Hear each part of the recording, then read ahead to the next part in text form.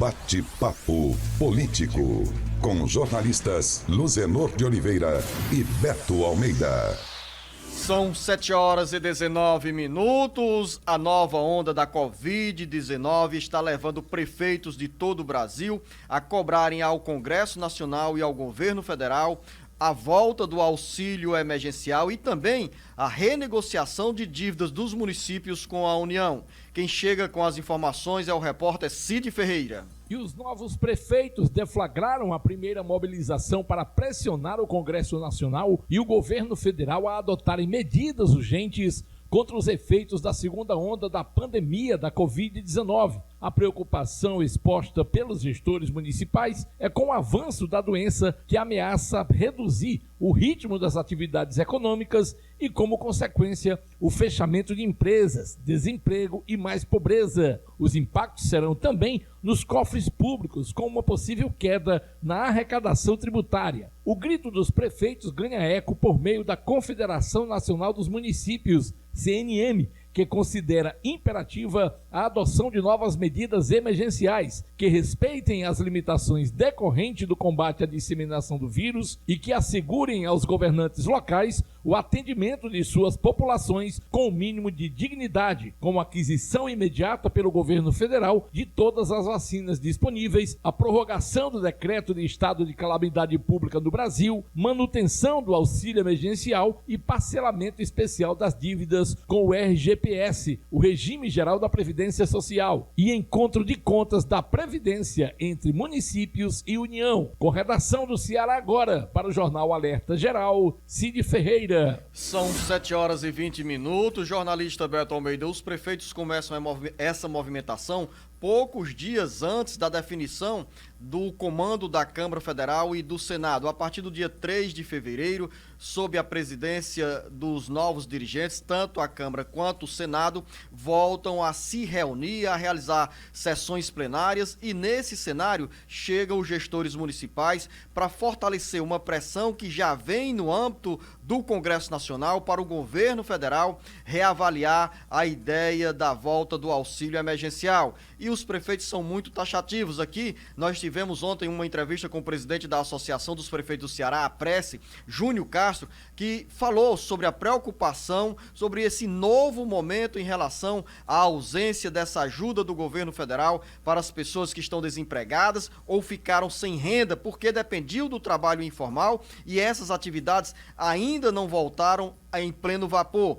Nós temos pela frente, pelos próximos 3 meses, a incerteza sobre a quantidade de vacinas que chegarão ou que chegará a quantidade para a maioria dos trabalhadores, para a maioria dos habitantes de cada cidade. A vacinação já começou, mas ainda não temos a segurança sobre a data que os laboratórios, que as empresas, que os institutos, tanto a Fiocruz quanto o Instituto Butantan, irão liberar do ponto de vista quantitativo para uma vacinação mais em massa da população. Pelos próximos meses, Beto Almeida, os prefeitos já estão prevendo dificuldades tanto na queda da arrecadação tributária, quanto também na assistência social para quem nesse momento está sem o auxílio emergencial. Daí essa cobrança e essa mobilização deflagrada pelas associações dos prefeitos, que tem como principal cobertor a Confederação Nacional dos Municípios, CNM. Beto Almeida, análise política com credibilidade e isenção. A CNM foi clara, Luciano, ela quer e defende a prorrogação do decreto do estado de calamidade pública no Brasil. Ela defende a manutenção do auxílio emergencial, porque entende que o auxílio, melhor do que ninguém, faz um impacto e um estrago enorme, a ausência dele nas pequenas cidades principalmente, faz com que a economia desses municípios literalmente trave e deixa sobre as prefeituras uma responsabilidade que é ainda maior. Porque à medida que não existe essa ajuda do governo federal, essas populações desassistidas, vulneráveis, elas não têm outra saída, elas vão acabar pressionando o poder público. E quem é que está mais próximo dessa população, Luciano? Os prefeitos. São eles que vão acabar, de certo modo, sentindo na pele essa pressão de uma parcela da população que não tem emprego fixo, que não tem, por exemplo, uma atividade remunerada, que tem dificuldade de pôr comida na mesa e pagar as contas. Esse é o problema. Mas os prefeitos querem mais. Pois é, Beto, nesse embalo da defesa do auxílio emergencial, os novos gestores querem também pendurar no armador as dívidas com a Previdência Social. Exatamente, senhor. E tem mais ainda a questão que eu vejo, além da questão de pendurar as dívidas da Previdência Social, porque muitos renegociaram e não conseguiram levar adiante os pagamentos, outros estão agora querendo fazer um novo trato nessa negociação. O movimento também da CNM está preocupado com o que ele chama de falta de liquidez, ou seja, falta de dinheiro do município. Então o que eles querem, Luizeno? Eles querem, na realidade, linhas de crédito para o pagamento de precatórios. Esses precatórios são dívidas assumidas pelo poder público em todas as suas instâncias, no caso dos municípios, pelas prefeituras, que devem, mas que na falta de liquidez não tem como honrar esses precatórios. É só mais uma das propostas que eles fazem ao Congresso Nacional e que com certeza terá maior pressão na retomada das atividades a partir da semana que vem. São 7h25 e nessa agenda da pandemia que passa também pelo poder público, vários estados brasileiros já se preparam para a retomada de aulas virtuais e presenciais. Nessa pauta está também o estado do Ceará, como conta o Carlos Alberto. O Ceará é um dos 10 estados brasileiros que programam para o mês de fevereiro, mesmo com o aumento no registro de pessoas infectadas pela Covid-19, o início das aulas na rede pública. Serão adotados 2 modelos de aula, virtual e presencial. Os pais e estudantes, assim como os professores, ainda não receberam informações mais seguras sobre o início do ano letivo de 2021. Mas o governo do estado tem antecipado que medidas de segurança foram instituídas para manter o distanciamento social, a higienização das mãos e o uso de máscara como ações para barrar a disseminação do coronavírus. Além do Ceará, estão com programação para o início do ano letivo, em fevereiro, os estados do Maranhão, Pernambuco, Rio de Janeiro, Espírito Santo, Rondônia, São Paulo, Santa Catarina, Paraná e Minas Gerais. O estado de Goiás foi o único que já iniciou o ano letivo de 2021. O início das atividades escolares geram apreensão entre autoridades de saúde, provocam questionamentos de educadores e, ao mesmo tempo, abre o debate entre psicólogos e assistentes sociais em relação ao longo período que crianças e jovens ficaram sem o convívio na escola. Com redação do Ceará Agora, para o Jornal Alerta Geral, Carlos Alberto. São muitas dúvidas, jornalista Beto Almeida, que ainda permeiam a agenda dos pais, dos estudantes e dos professores, assim como de dirigentes de escolas públicas, em relação à real data para o início do ano letivo de 2021.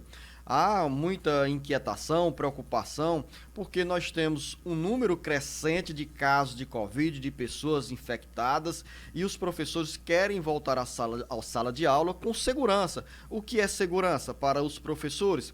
É ter a vacinação. Nós temos uma frente parlamentar movimentando, pressionando os governos estaduais e o Ministério da Saúde, tanto o Ministério da Saúde quanto o Ministério da Educação, para incluir os professores nessa primeira fase de prioridades na vacinação. Claro, depende também da programação da entrega de novos imunizantes pelos institutos, como no caso do Brasil, Fiocruz e Butantan, ao governo, ao Ministério da Saúde.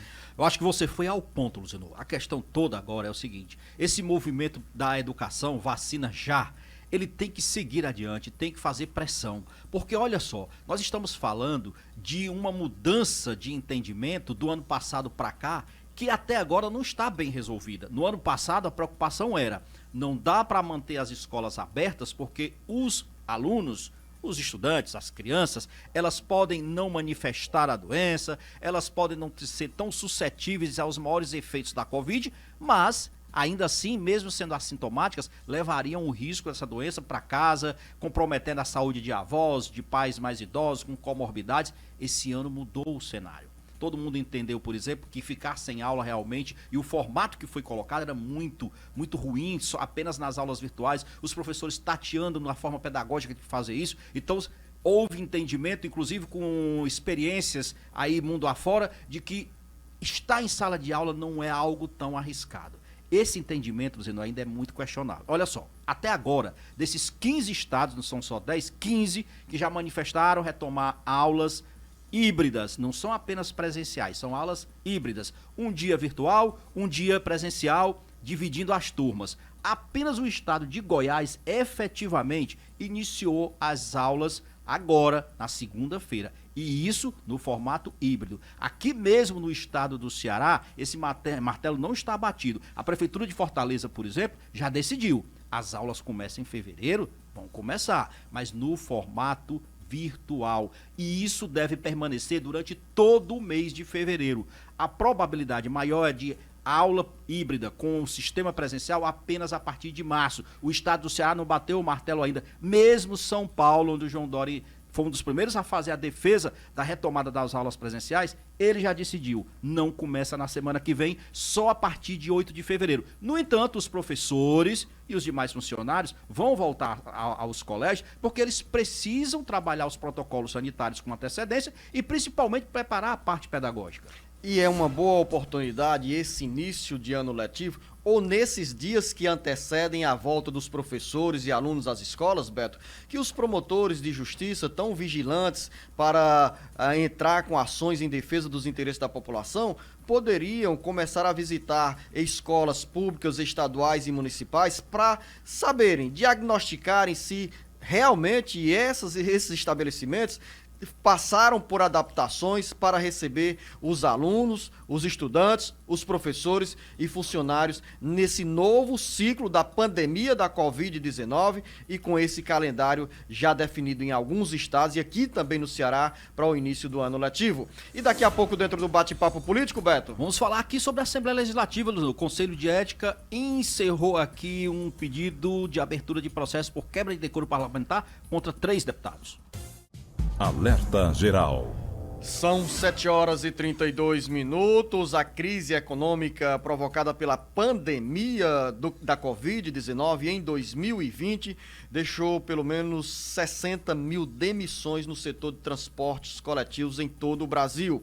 Aqui no Ceará, centenas de trabalhadores perderam empregos, como conta o Carlos Sussátrio Salles. O setor de transporte coletivo de passageiros sente os efeitos da pandemia.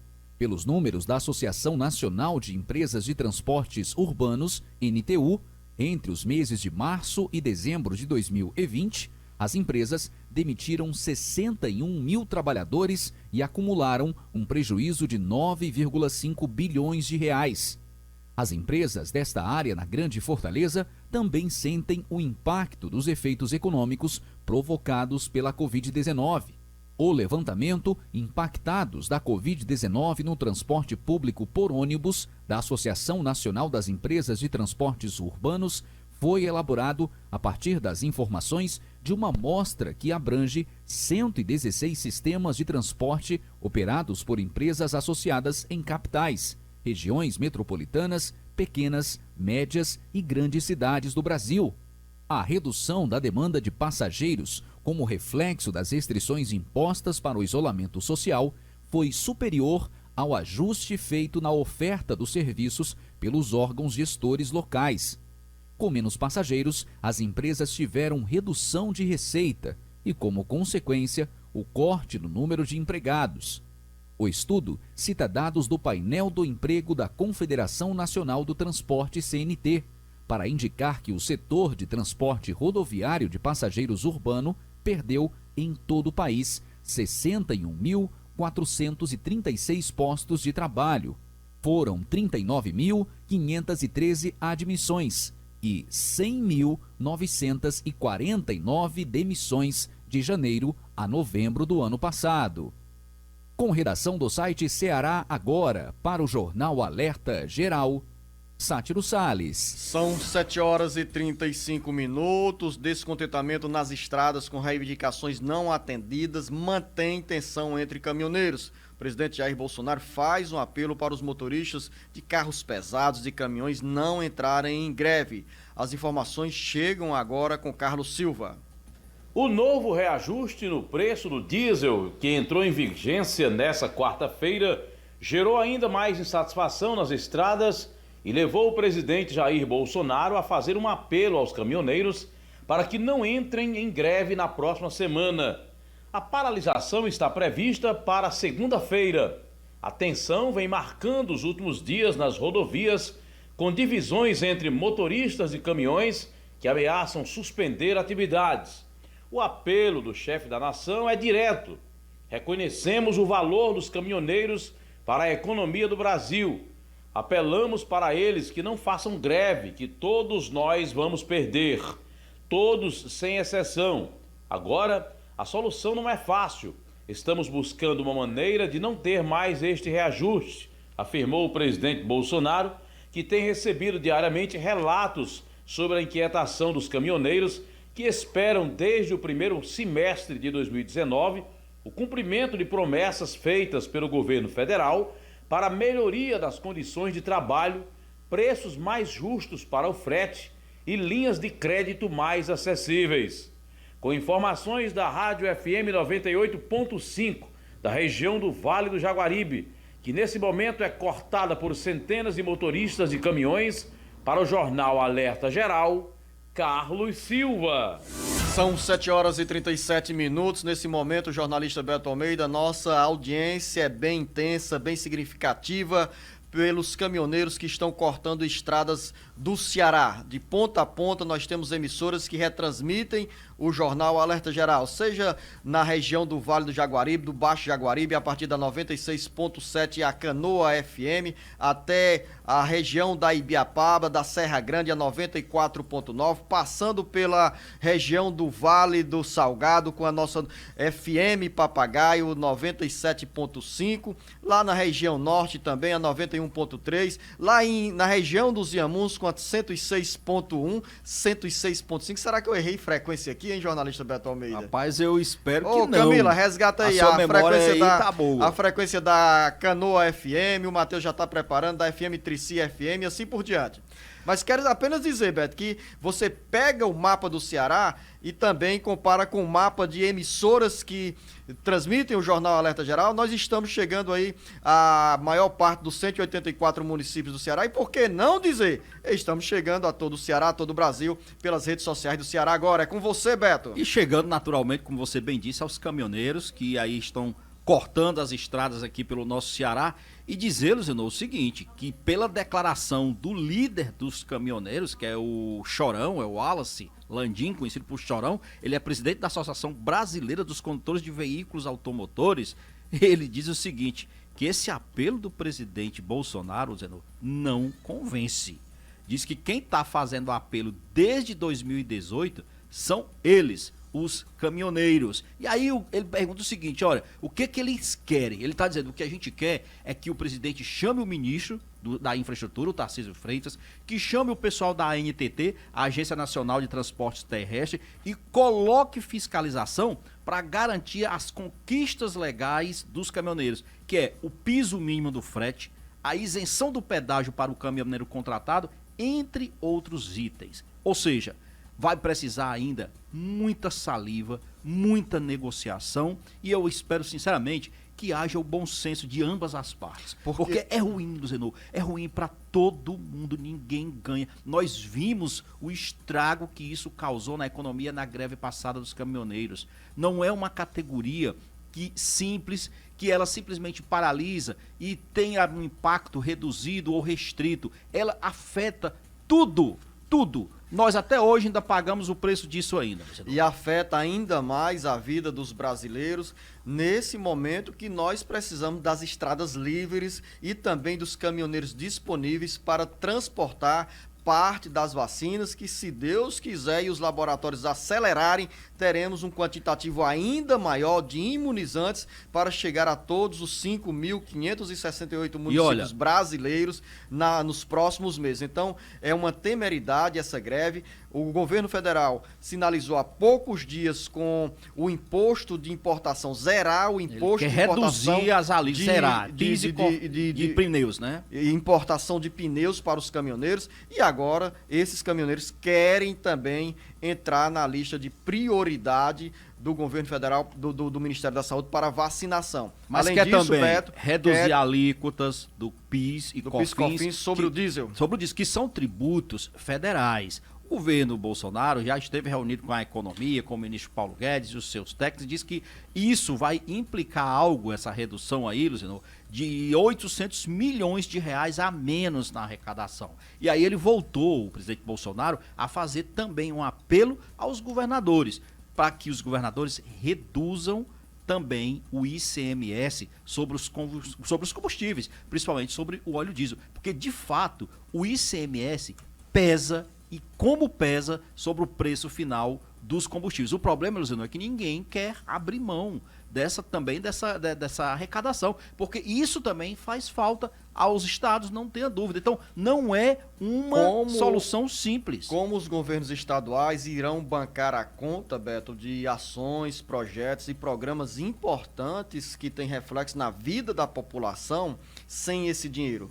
Você sabe quanto é que o Brasil arrecada, os governos estaduais arrecadam com o ICMS sobre o diesel, Beto? Você tem uma ideia? Não, Luciano, diga aí. Pelo menos 13 bilhões de reais. Somente no Ceará, o ICMS sobre os combustíveis gera pelo menos 2 bilhões e 600 milhões de reais de receita. E você sabe que... Então, nesse caso aí, os governadores irão se opor ao governo federal, que também tem divisões internas, porque técnicos do Ministério da Economia, jornalista Beto Almeida, diz o seguinte: o cobertor é curto. Se tirar o PIS/COFINS sobre os combustíveis, vai ser criado um novo tributo. A população vai continuar pagando essa conta. Então é um conflito e eu espero que as suas palavras sejam o melhor caminho para uma solução. As palavras no sentido que tenhamos bom senso. E olha que o governo ele já zerou a CID, que é aquele imposto, né, a contribuição sobre os combustíveis. No entanto, só para a gente ter ideia, a PIS e a COFINS, que são os dois impostos, o PIS, PASEP e COFINS, né, que são os impostos federais, eles representam, Luciano, 9% sobre o preço final do óleo diesel. E o ICMS dos estados, em média, outros 14%. Lógico que isso varia, podendo ir até 25% dependendo do estado. Mas olha, você disse que tem memória boa, citou aqui, né, todas as FMs e tal, só lembrando para você. E eu errei. Errou. E feio. Errou aqui na FM Canoa, o Júnior Alegria aqui tá nos corrigindo, é 96.9 FM, FM Canoa. São 7 horas e 43 minutos. Informações sobre a bancada federal do Ceará. O deputado federal Genesias Noronha diz que já está com o ofício pronto e a assinatura dos colegas parlamentares para assumir a coordenação da bancada do Ceará na Câmara Federal. Quem conta agora é Alverne Lacerda. Bom dia, ouvintes do Alerta Geral em todo o Ceará. Olha, a principal notícia dos Inhamuns vem do município de Parambu. É que a bancada cearense, que representa o Estado no Congresso Nacional, indicou o nome do parlamentar parambuense Genesias Noronha para ser o coordenador. Genesias dará entrada na Secretaria da Câmara na próxima segunda-feira com a assinatura do grupo de parlamentares indicando o coordenador da bancada. O objetivo maior, segundo Genesias, como líder de bancada ou como coordenador da bancada cearense, será unificar o trabalho dos 22 parlamentares aqui do estado do Ceará. E uma boa notícia para Parambu. De acordo com o deputado Genesias, o município de Parambu vai universalizar o asfalto de suas estradas vicinais. Para quem não sabe, Parambu é hoje o município com maior asfaltamento de estradas vicinais. E segundo o parlamentar, 100% das estradas serão asfaltadas em breve. Alverne Lacerda, de Itauá, para o Alerta Geral. O Ceará. Alerta Geral. São 7 horas e 48 minutos. O meu café está mais esticado hoje aqui com o jornalista Beto Almeida. Mas antes do Beto voltar, eu quero trazer agora o Carlos Alberto com a informação sobre o Judiciário do Ceará em tempos de pandemia. Corregedoria deve orientar em vez de punir, é o que afirma o desembargador Teodoro Silva Santos, agora com Carlos Alberto. O Corregedor-Geral da Justiça do Ceará, desembargador Teodoro Silva Santos, em longa entrevista ao site Migalhas, disse, ao fazer um balanço sobre as atividades em seus 2 anos de mandato, que a pandemia da Covid-19 tornou ainda mais desafiadora a gestão na Corregedoria da Justiça do Estado, uma vez que, com o isolamento social, houve uma profunda mudança da dinâmica dos trabalhos. De acordo com o desembargador Teodoro Silva Santos, a salvaguarda da prestação jurisdicional pátria, ameaçada pela pandemia, está sendo o teletrabalho, atendimento remoto e comunicação de atos eletronicamente em todas as esferas jurisdicionais, penal, civil e administrativa. Ao falar sobre o papel da Corregedoria, o desembargador avalia que a Corregedoria deve ser órgão orientador e pedagógico, destinado a orientar, facilitar e interagir com os juízes e servidores, preparando-os e fortalecendo-os, dando-lhes condições para uma prestação jurisdicional que venha a satisfazer o jurisdicionado, garantindo-lhe pleno acesso à justiça. Contudo, observa, quando necessária a punição disciplinar, há de se apurar os fatos e a eventual responsabilidade do juiz, através de um devido processo legal, material e formal, assegurando ao imputado pleno direito de defesa. A entrevista na íntegra do Corregedor-Geral da Justiça do Ceará, desembargador Teodoro Silva Santos, pode ser acessada no seguinte endereço: migalhas.ol.com.br. Com redação do Ceará Agora, para o Jornal Alerta Geral, Carlos Alberto. Vou repetir, jornalista Beto Almeida, esse endereço que o Carlos Alberto acaba de citar, para quem deseja acompanhar essa entrevista do corregedor do Tribunal de Justiça do Estado do Ceará, desembargador Teodoro Silva Santos. Essa entrevista na íntegra está no endereço migalhas.uol.com.br. Desembargador Teodoro Silva Santos, o Beto Almeida, que é professor da Universidade do curso de Direito da Unifor e que há poucos dias comemorou a conclusão do curso de doutor em Direito Constitucional. Então, ele nos mandou aí o diploma, jornalista Beto Almeida, com a imagem aí para quem nos acompanha nas redes sociais, o diploma aí do desembargador Teodoro Silva Santos. Você sabe o que é isso aí? Em Direito Constitucional. É isso bom, aí, Beto? é determinação, foco, resiliência e principalmente mostrar que não tem tempo para você realmente melhorar e se colocar cada vez mais no mercado e para a sociedade. É isso aí. A agenda do Tribunal de Justiça tem também uma nova pauta? Tem, sim, senhor. Amanhã, por exemplo, é dia de posse, Luzenor. Assume a presidência do Tribunal de Justiça amanhã a desembargadora Nailde Pinheiro. Ela vai tomar posse às 16 horas de amanhã, sexta-feira, 29, numa solenidade que vai ser virtual, né? Não vai ser normal, apenas com a presença dela e dos demais integrantes necessários a esse momento. A Nailde assume para os 2 anos e é a terceira mulher a assumir a presidência do Tribunal de Justiça aqui do Estado do Ceará. A Nailde, que é irmã do nosso colega jornalista Denis Pinheiro. Que é também da região do Cariri, do município de Aurora, a exemplo do professor e desembargador Teodoro Silva Santos, que é de Juazeiro do Norte. Para finalizar, jornalista Beto Almeida, a imagem que o Jean Martins, que nesse momento nos acompanha pela FM 89.5 em Aratuba. Para quem está ligado nas redes sociais do Ceará Agora, pode acompanhar a imagem de 2 ouvintes aí, queridos ouvintes do Jornal Alerta Geral, sob uma árvore na localidade de Camarão, Beto Almeida, na localidade de Camarão, em Aratuba, estão lá, com o rádio ligado pelo celular.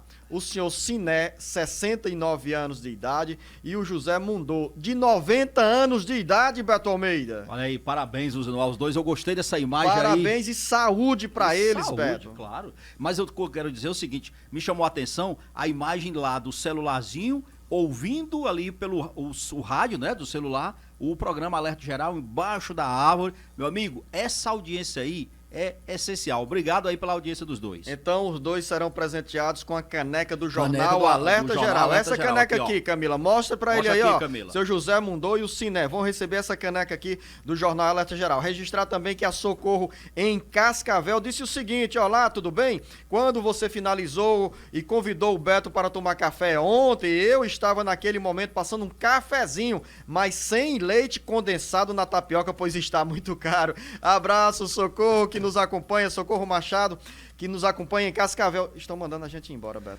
Pois é, estão mandando, então vamos obedecer aqui. Bye, bye.